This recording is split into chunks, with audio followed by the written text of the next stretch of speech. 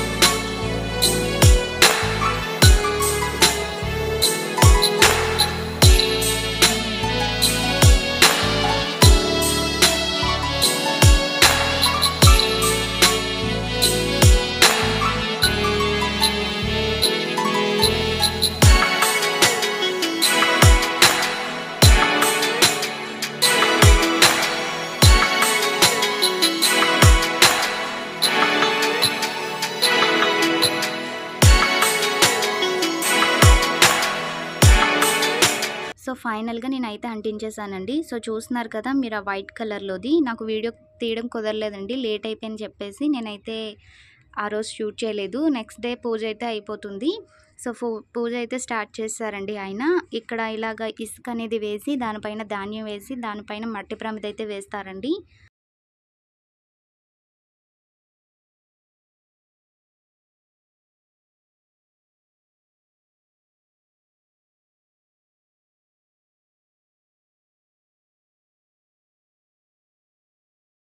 So మేము మొత్తం కూడా పూజకి ఏర్పాట్లన్నీ చేసేసాము. నైవేద్యం కూడా చేసేసామండి. ఇప్పుడైతే వినాయకుడినైతే మనము మూసైతే పెట్టేసాం కదా న్యూస్ పేపర్‌తో. సో ఇప్పుడు ఆ న్యూస్ పేపర్‌ని తీసేయాలి.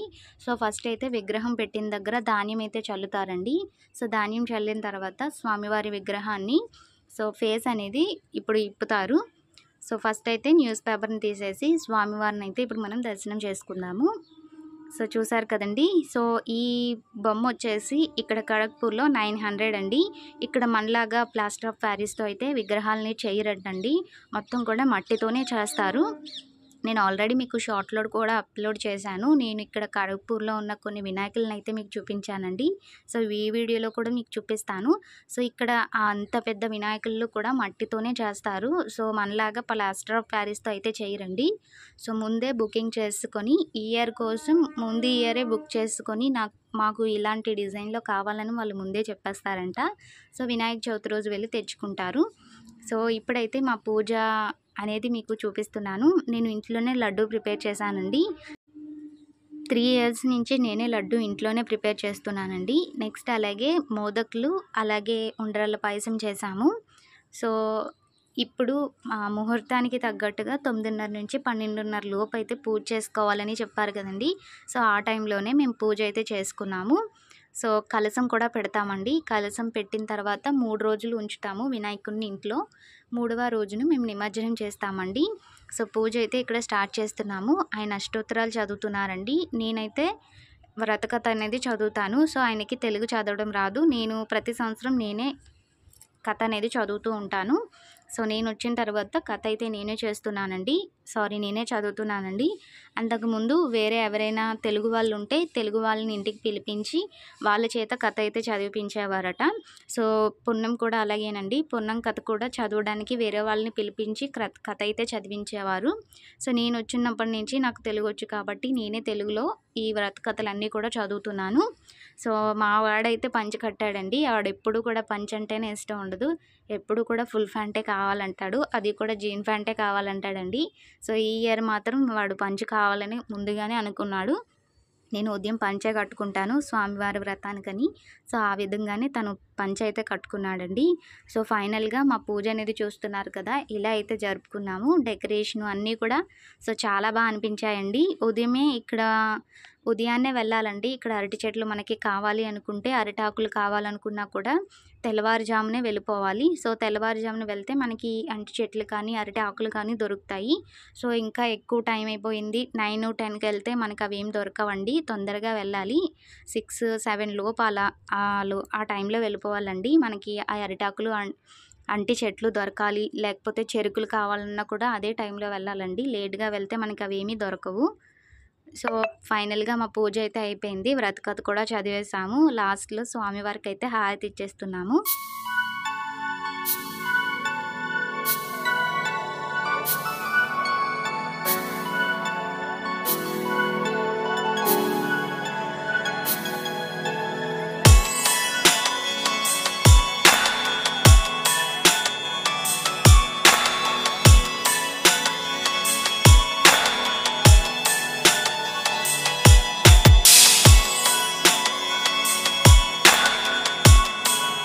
పూజ అయిపోయిన తర్వాత మేము హారతి ఇచ్చేసాక లాస్ట్‌లో స్వామివారి ముందు గుంజిళ్ళు అయితే తీస్తామండి. సో మీ ఇంట్లో కూడా పూజ చేసుకున్నప్పుడు మీరు కూడా ఇలానే గుంజిళ్ళు తీస్తారా అనేది కింద కామెంట్ చేయండి. సో నేను ఆంధ్రాలో ఉన్నప్పుడు మేము అక్కడ పూజ చేసుకున్నప్పుడు ఇలా గుంజిళ్ళు తీయడం అనేది తెలీదు. సో నాకు ఇక్కడికి వచ్చిన తర్వాతే ఇలా గుంజిళ్ళు తీస్తారని తెలుసండి. సో యాక్చువల్‌గా అమ్మ వాళ్ళకైతే వినాయక చవితి అనేది ఉండదు. కాకపోతే ఎవరైనా ఇంటికి అయితే వెళ్ళేదాన్ని. సో నాకు అక్కడైతే తెలీదండి. ఇక్కడికి వచ్చిన తర్వాత ఇలా గుంజలు తీస్తారని తెలుసు. నెక్స్ట్ అలాగే స్వామివారి పూజ అనేది చేసేసిన తర్వాత రక్ష అనేది కట్టుకుంటారండి.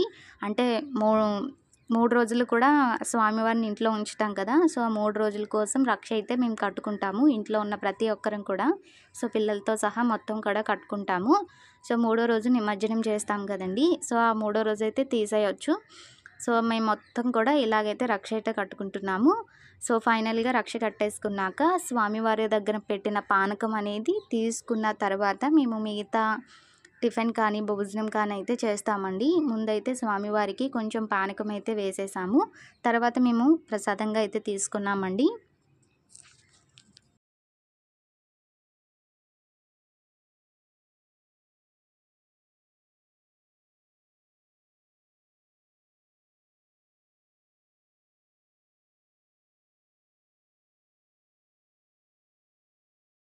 సో, మీకిప్పటితో మాకు పూజైతే కంప్లీట్ అయిపోయిందండి.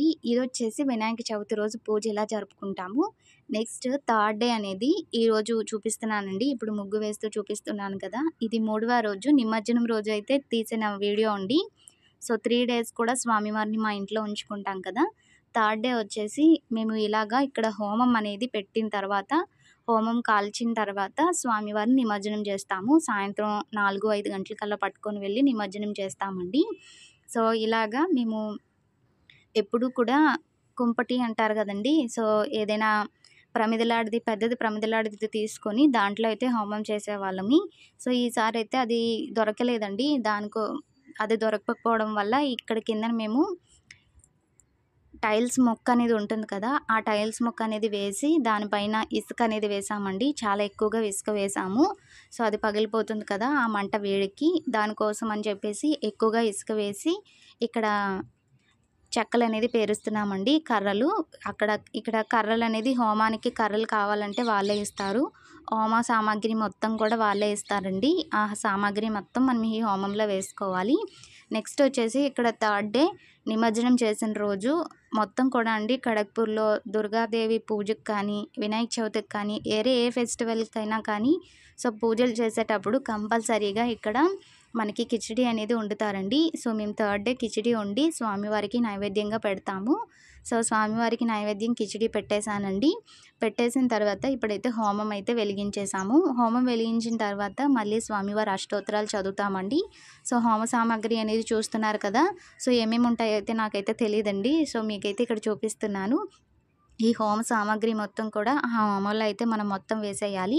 సో, అష్టోత్తరాలు ఒక్కొక్కటి చదువుకుంటూ హోమ సామాగ్రి ఉంది కదా! ఆ హోమ సామాగ్రిని మనము అగ్గిలో అయితే వేయాలండి.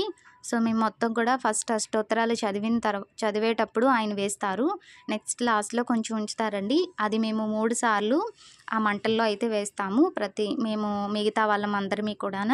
సో, ఇక్కడైతే నేను అష్టోత్తరాలు చదువుతున్నాను. ఆయనైతే అక్కడ పూజ చేస్తున్నారండి.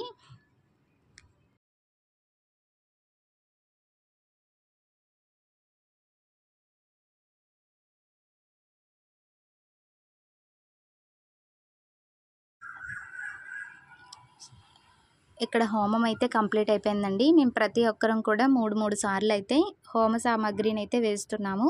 సో, ఫైనల్‌గా హోమం చేసేసాం కదండీ! ఇప్పుడు స్వామివారినైతే కదుపుతాము. కదిపే ముందు ఇక్కడ స్వామివారికి రంగులు రాస్తారండి. అంటే ఇక్కడ గులాలంటారు. ఆ గులాలనైతే స్వామివారికి రాసి ఆ తర్వాత స్వామివారిని కదుపుతామండి. సో, ఫస్ట్ అయితే స్వామివారికి రంగులు రాస్తున్నారు. సో, రంగులు రాసిన తర్వాత మనం కూడా కొంచెం కొంచెం బొట్టులాగైతే రంగులు రాసుకుంటాము. సో, ఫైనల్‌గా ఇలా రంగులు స్వామివారికి రాసేసిన తర్వాత స్వామివారిని 3 సార్లు పైకి కిందకి ఎత్తి స్వామివారినైతే కదుపుతాము.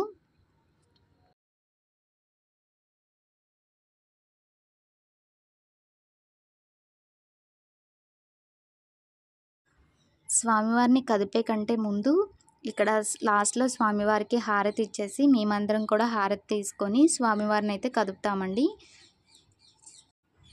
సో, ఇప్పుడైతే మేమిద్దరం కలిసి స్వామివారినైతే కదుపుతున్నాము. సో, నెక్స్ట్ వచ్చేసి కలశాన్ని కూడా అలాగే 3 సార్లు పైకి, కిందకి కూడా అనుకుంటూ కలశాన్ని కూడా కదపాలండి. మంగళమూర్తి గణపతి బాబా మంగళమూర్తి జై బోలో గణేష్ महाराज की जय बोलो गणेश महाराज की गणपति बाबा मंगलमूर्ति जय बोलो गणेश महाराज की అయిపోయిందా? సో ఫైనల్గా స్వామివారికి అయితే ఇప్పుడు 5 అవుతుందండి. 5 గంటలకి మేము స్వామివారిని నిమజ్జనం చేయడానికి తీసుకువెళ్తున్నాము. మా బాబు చూశాడు కదా, నేను పట్టుకుంటానని చెప్పేసి వాడు నెత్తి మీద అయితే పెట్టమంటున్నారు. చాలా బరువు ఉంటుందిరా అంటే నేను పట్టుకుంటానంటే వాళ్ళ డాడీ పట్టుకున్నారండి పైనుంచి. సో యాక్చువల్గా పిల్లలిద్దరూ కూడా 3 డేస్ నిమజ్జనం చేసేస్తామంటే వద్దు, 10 డేస్ ఉంచుదాం, 20 డేస్ ఉంచుదాం అని అనేవాళ్ళండి. సో ఇప్పుడు కూడా 3 డేసే మేము నిమజ్జనం చేస్తాం కదా, 3 డేస్కే, అందుకని చెప్పేసి ఈరోజు నిమజ్జనం చేస్తున్నాము. సో ఎప్పుడు కూడా మాకు ఇక్కడ నుంచి మా ఇంటి దగ్గర నుంచి ఒక 3 కిలోమీటర్లు ఉంటుందండి. సో అక్కడికి వెళ్ళాలంటే నడుచుకొని వెళ్ళాం కదా, మేమైతే ఎప్పుడు కూడా ప్రతిసారి వ్యాన్ బుక్ చేసుకొని వెళ్తాము పిల్లలు పెద్ద అయినప్పటి నుంచి. ఎందుకంటే వాళ్ళని కూడా నిమజ్జనం చేయడానికి కనుక తీసుకువెళ్ళకపోతే చాలా ఏడుస్తారండి వాళ్ళు. అంతకుముందు ఏంటి అంటే నేను వెనక స్వామివారిని పట్టుకుంటే ఆయన బైక్ మీద తీసుకెళ్ళిపోయారండి నిమజ్జనం చేయడానికి పిల్లలు పుట్టకముందు. సో వాళ్ళు పుట్టిన తర్వాత, వాళ్ళు పెద్ద అయిన తర్వాత వాళ్ళని నిమజ్జనం చేయడానికి పట్టుకెళ్ళకపోతే అస్సలు ఒప్పుకోరు. సో ఈ సంవత్సరం కూడా సేమ్ అలానేనండి, కిందటి ఇయర్ లాగే వ్యాన్ బుక్ చేసుకొని అయితే వెళ్ళాము. సో ఇక్కడైతే నీరు అనేది వాళ్ళు 3 స్టేజెస్లో అయితే వాళ్ళు సెపరేట్ చేస్తారండి. మంచినీరు, వేస్టేజ్ నీరు అనేది ఉంటుంది. ఆ వేస్టేజ్ నీరులోనే స్వామివారిని అయితే వేయాలి. అక్కడ ఇప్పుడు మేము పూజ చేస్తున్నాం కదండి, అక్కడైతే స్వామివారిని నిమజ్జనం చేయనివ్వరు. వేరేగా వేస్టేజ్ నీరు అనేది ఉంటుంది. అంటే అక్కడ అంతా కూడా చిన్న కుండీలా కడతారండి. ఆ కుండీలో మనమైతే స్వామివారిని నిమజ్జనం చేయాలి. ఇక్కడ బాగా ఉన్న నీళ్ళలో అయితే నిమజ్జనం చేయకూడదండి. సో వాళ్ళు ఏంటి అంటే ఇక్కడ మీకు వాటర్ కనిపిస్తుంది కదా, ఇక్కడ అయితే అసలు ఒక పువ్వు కానీ ఏది కూడా కనిపించదు. సో పూజ చేసుకున్నప్పుడు ఇక్కడ పూజ అయితే చేసుకోమన్నారు. నిమజ్జనం అనేది ఆ పక్కన కుండీ ఉంది కదండి, మీకు చూపిస్తాను. స్వామివారిని నిమజ్జనం చేసేటప్పుడు అక్కడైతే స్వామివారిని నిమజ్జనం చేయాలి. ఫస్ట్ అయితే మేము ఇక్కడ పూజ అయితే చేస్తున్నాము. ఇక్కడ మళ్ళీ టోకెన్ అనేది ఉంటుందండి. ప్రతి పెద్ద విగ్రహాలకి వేరేగా, చిన్న విగ్రహాలకి వేరేగా. మేము పట్టుకెళ్ళిన విగ్రహానికి టోకెన్ అనేది 50 రూపీస్ తీసుకున్నారండి. సో మేమైతే ఇక్కడ పూజ చేస్తున్నాము. పూజ చేసి స్వామివారిని అయితే నిమజ్జనం చేసేస్తామండి. మేము కలశం అయితే పెట్టాం కదా, ఆ కలశాన్ని అయితే ఇక్కడ ఇలాంటి చిన్న చిన్న వస్తువులను అయితే ఇక్కడ విడిచిపెట్టేయచ్చండి. పెద్ద పెద్ద విగ్రహాలని అలాగైతే ఇక్కడైతే వేయనివ్వరు. చిన్న విగ్రహాలను కూడా ఇక్కడైతే నిమజ్జనం చేయనిస్తున్నారు ఈ మంచినీరులో. అప్పటికి కూడా మా వారేంటి అంటే 3 సార్లు స్వామివారిని ఈ మంచినీరులో నిమజ్జనం చేశారండి. ఆ తర్వాత ఆ పక్కనున్న కుండీలో అయితే వేశారు. जय बोलो गणेश महाराज की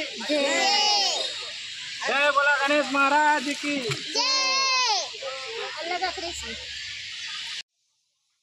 సో ఇప్పుడు చూపిస్తున్నాను చూడండి, ఇక్కడైతే వాళ్ళు ఏ పూజ సామాన్లు కానీ, పువ్వులు కానీ ఏమైనా ఉంటాయి కదా, మనం పూజ చేసే సామాగ్రి అనేది ఇక్కడ మాత్రమే వేయనిస్తారు. వేరే మీకు చూపిస్తున్న ఈ మంచినీరులో ఎక్కడ కూడా వాళ్ళు ఒక్క పువ్వు కూడా వేయనివ్వరండి. సో పువ్వు కనుక వేస్తే వాళ్ళకి అక్కడ ఫైన్ అంటూ ఉంటుందంట. ఆ ఫైన్ అయితే మనం కట్టాల్సి ఉంటుంది. నెక్స్ట్ అలాగే ఇక్కడే స్వామివారు శివుడు అనేది ఇక్కడ అలా విగ్రహం అయితే కట్టారండి, కిందటి ఇయరే కట్టారు. అక్కడ కూడా చాలా బాగుంటుందండి. సో మేము ఫైనల్గా స్వామివారిని నిమజ్జనం చేసేసి మా ఖరగ్పూర్లో ఉన్న కొన్ని విగ్రహాలను చూడడానికి అయితే వచ్చాము. సో ప్రతి సంవత్సరం కూడా అంతే అండి, స్వామివారిని నిమజ్జనం చేసేసాక మా ఇంటి స్వామివారిని అక్కడున్న కొన్ని విగ్రహాలను అయితే చూడడానికి వెళ్తాము. ఫస్ట్ అయితే మా దగ్గర ఉన్న కొన్ని వినాయకులను అయితే చూడడానికి వెళ్ళామండి. వరుసగా ఒక 7-8 వినాయకులు అయితే పెట్టారు దగ్గరలో, అక్కడికైతే వెళ్ళాము. ప్రతి వినాయకుడు కూడా చాలా బాగున్నాయండి. ఒక్కొక్క వినాయకుడు కాస్టే 60,000, 70,000, 1,00,000 రూపాయల వరకు ఉన్నాయి. ఇక్కడ ఏంటి అంటే మీకు తెలిసే ఉంటుంది, ఖరగ్పూర్లో దుర్గా పూజ ఎలా చేస్తారు ఏంటి అనేది చాలామందికి ఐడియా ఉంటుందండి. సేమ్ అలానే ఇక్కడ వినాయక చవితి కూడా అలానే చేస్తారండి, చాలా బాగా చేస్తారు. సో ఏంటి అంటే మనకి దుర్గా పూజలాగే వాళ్ళు ఒక థీమ్ అనేది ఎంచుకుంటారండి. ఆ థీమ్ బట్టే అక్కడ పండాల్స్ అనేవి కడతారు. సో మనం ఏంటి అంటే ఆంధ్రాలో పందిరి అయితే వేస్తాము. పందిరి వేసి దానికి డెకరేషన్ చేసి స్వామివారిని అయితే మనం ప్రతిష్ఠ చేస్తాము. సో ఇక్కడైతే అలా కాదు, ఒక థీమ్ బట్టి వాళ్ళు పండాలు అనేది తయారు చేస్తారండి. సో మీకు ఇప్పుడు చూపిస్తున్నాను చూడండి. సో ఒక హౌస్లా కట్టి అందులో స్వామివారిని అయితే ప్రతిష్ఠ చేశారు. సో ఇప్పుడు ఇంకొక దగ్గరికి అయితే వచ్చామండి. సో నేను వీడియోలో చూపిస్తాను, వినాయకులన్నిటిని కూడా చూసేయండి. మీకు ఏ వినాయకుడు నచ్చాడు అనేది నాకు కింద కామెంట్ చేయండి. సో నెక్స్ట్ అలాగే మీకు ఇంకొక టాస్క్ అండి, ఇందులో 2 వినాయకులు ₹1,00,000 వినాయకులు అయితే ఉన్నాయండి. అవి ఏంటి అనేది గెస్ చేయండి. సో కింద కామెంట్ చేయండి. అది రైటా కాదా అనేది నేను కింద మీకు రిప్లై అయితే ఇస్తాను. సో చూసేయండి. నాకు ప్రతి వినాయకుడు కూడా చాలా బాగా నచ్చారు. సో అంతా కూడా ఒక థీమ్ బట్టి వాళ్ళైతే చేశారండి. ఇదేంటి అంటే ఇక్కడ మాకు ఖరగ్పూర్‌కి దగ్గరలోనే మిద్నాపూర్ అని ఉంటుంది. ఆ మిద్నాపూర్‌లో ఈ ఇయర్ వినాయక చవితి అనుకోండి, మళ్ళీ నెక్స్ట్ ఇయర్ వినాయక చవితికి అంటే వినాయక చవితి రాకముందే వాళ్ళు ముందే ఈ డిజైన్‌లో కావాలి, ఇంత రేటుకి కావాలని ముందే చెప్పేసి అయితే వస్తారంటండి. మనం మళ్ళీ వచ్చే ఇయర్ ఆ వినాయక చవితి రోజు వాళ్ళ దగ్గరికెళ్ళి ఆ విగ్రహాన్ని మనం తెచ్చేసుకోవడమే. నెక్స్ట్ ఇంకోటి ఏంటి అంటే ఇక్కడంతా ఇప్పుడు నేను చూపించింది మొత్తం కూడా వినాయకులన్నీ కూడా మట్టితోనే చేస్తారంట. ప్లాస్టర్ ఆఫ్ ప్యారిస్ అస్సలైతే యూజ్ చేయరు. సో మన ఆంధ్రాలో అయితే ప్లాస్టర్ ఆఫ్ ప్యారిసే యూజ్ చేస్తారు. సో ఇప్పుడు చూపిస్తున్నాను చూడండి. ఇది అయోధ్య రాముడు అనేది ఉంటుంది కదా, ఆ రాముడి థీమ్‌లో ఇక్కడ వినాయకుడిని అయితే పెట్టారు పండాలనేది రెడీ చేసి. సో మొత్తం అయితే నాకు చాలా బాగా నచ్చాయండి. మీకేది నచ్చిందనేది కింద కామెంట్ చేయండి.